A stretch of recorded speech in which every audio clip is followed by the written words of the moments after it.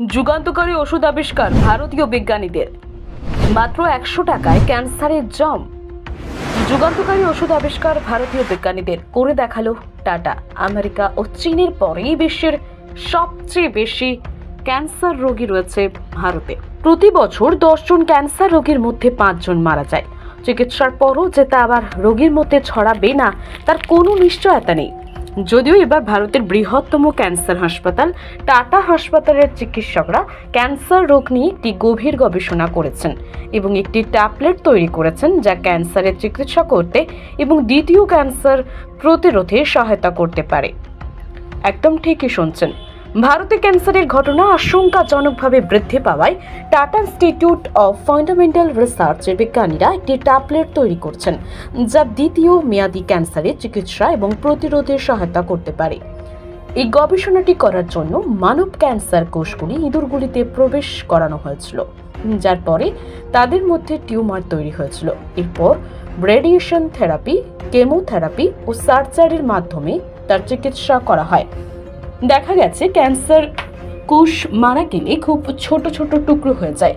এই টুকরোগুলোকে বলা হয় ক্রোমাটিন কণা। ক্রোমাটিন কণাগুলি রক্ত প্রবাহের মাধ্যমে শরীরের অন্যান্য অংশে ভ্রমণ করতে পারে এবং যখন তারা স্বাস্থ্যকর কোষগুলিতে প্রবেশ করে তখন তারা তাদের ক্যান্সার কোষে পরিণত করতে পারে, যা ক্যান্সার দ্বারা ধ্বংস হওয়ার পরেও ফিরে আসতে পারে। এই সমস্যার সমাধান খুঁজতে চিকিৎসকরা ইঁদুরকে রেসভেরাট্রাল ও কপার কম্বিনেশন প্রো-অক্সিডেন্ট ট্যাবলেট দেন। ক্রোমাটিন কণার প্রভাব ঠেকাতে এই ট্যাবলেট উপকারী ছিল।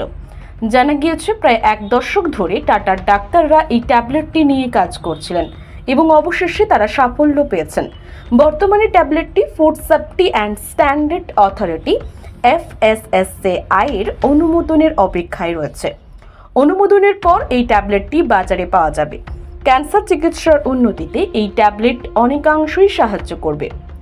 টাটা মেমোরিয়াল হাসপাতালের প্রাক্তন ডিরেক্টর তথা senior cancer surgeon doctor Rajendra Badwe জানিয়েছেন, এখনো পর্যন্ত 100 টাকা হলো সবচেয়ে সস্তা চিকিৎসা। 50% এই থেরাপির পার্শ্ব প্রতিক্রিয়া কমবে বলে আশা করা যাচ্ছে। এই ট্যাবলেট ক্যান্সার চিকিৎসা থেরাপির পার্শ্ব প্রতিক্রিয়া প্রায় 50% কমিয়ে দেবে এবং দ্বিতীয়বার ক্যান্সার প্রতিরোধে প্রায় 30% কার্যকর। লক্ষ থেকে কোটি টাকার বাজেটে চিকিৎসা হলেও মাত্র 100 টাকায় সর্বত্র পাওয়া যাবে এই ট্যাবলেট। জুন জুলাইয়ের মধ্যে অনুমোদন মিলতে পারে বলে আশাবাদী চিকিৎসকরা।